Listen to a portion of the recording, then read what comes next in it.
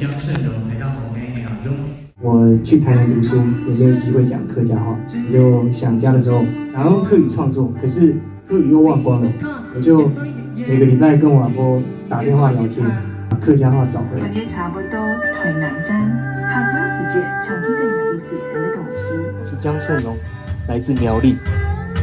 爸爸讲海陆，妈妈讲四线。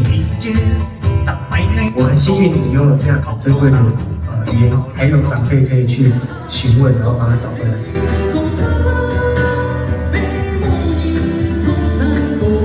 讲一点客家话好，没讲就不会讲。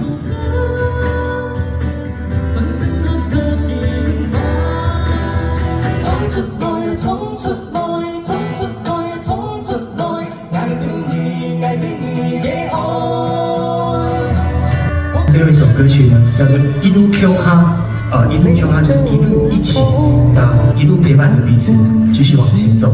那可能你出外工作，离开家乡，离开熟悉的语言、熟悉的环境，但是想到家乡美好的画面，可能是田间的小路，或者是阿婆煮菜，让我们更有力量，可以继续往前走。